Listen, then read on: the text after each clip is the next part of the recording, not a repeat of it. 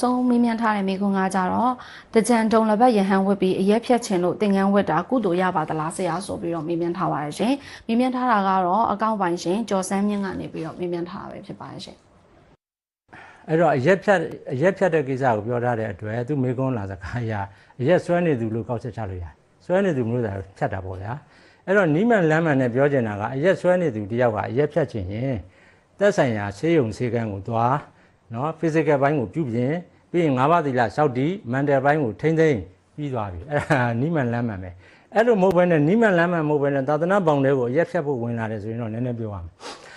သာသနာပေါင်းဆိုတာကိုဝင်ရတယ်ကြီးညိုခွင့်ရတယ်ချီးမြှောက်ခွင့်ရတယ်ထောက်ပံ့ခွင့်ရတယ်စောင့်ရှောက်ခွင့်ရတယ်ဘုံကံပါရှားတဲ့ပုဂ္ဂိုလ်ကကြီးညိုခွင့်မရဘူးချီးမြှောက်ခွင့်မရဘူးထောက်ပံ့ခွင့်မရဘူးစောင့်ရှောက်ခွင့်မရဘူးအဲ့တော့ဒီထဲကိုဝင်လာပြီဆိုတဲ့အခါကျတော့ဆိုလိုတာက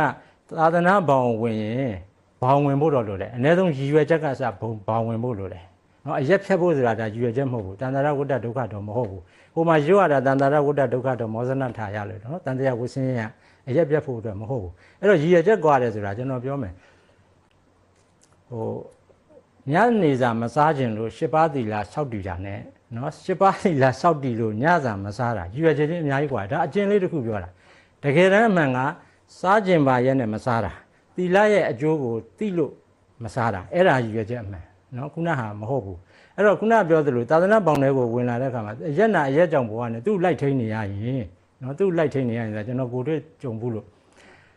ဧကတိကြီးကိုဒီလိုကင်ပြီးတော့ရက်ကြောင်တာနော်တင်းပိုင်တာရှိပါတယ်ပြီးတော့လမ်းမှာပတ်ပြေးတာနောက်ကလိုက်ရတာအဲ့ဟိုကြောင်းဟာတယ်လေကျွန်တော်ကိုယ်လည်းမြင်ဘူးလို့ပြောတာအဲ့တော့အရက်နာအရက်ကြောင့်ဘဝနဲ့သူ့လိုက်ထိန်နေရရင်သာသနာအကြီးညိုဘဝမဖြစ်ဘူးသာသနာဝန်ထမ်းရှင်ဟန်မဟုတ်ဘူးသာသနာဝန်လည်းမထမ်းဘူးမထမ်းမဲ့နဲ့သူ့ဝန်ပြန်ထမ်းနေရတာနော်သာသနာကိုဖင်ခုတိုင်နေရတဲ့တူတယ်နောက်ဆုံးတစ်ခုကျွန်တော် conclusion ဆွဲပြီးပြောမယ်အရက်တောက်တာဟာ၅ပါးသီလမလုံလို့၅ပါးသီလကိုမထိမ့်သိမ့်နိုင်လို့တောက်တာနော်ဒါလေးပဲအဲ့တော့၅ပါးသီလမလုံမထိမ့်သိမ့်နိုင်နဲ့၅ပါးကိုမထိမ့်သိမ့်နိုင်တဲ့ပုဂ္ဂိုလ်ဟာ229ကိုတက်ပြီးခိုင်ရင်နော်စံတစ်စလဲနဲ့ငကြင်းကောင်းတက်ခိုင်ရကောင်ပဲအဲ့တော့ကြံတဲ့ဟာတွေပါကျူးလွန်ဖောက်ဖျက်ရင်၅ပါးမဟုတ်တန်ခါစင်မှာမှောက်မယ်သာသနာလည်းရုပ်ပြက်တယ်မကောင်းတဲ့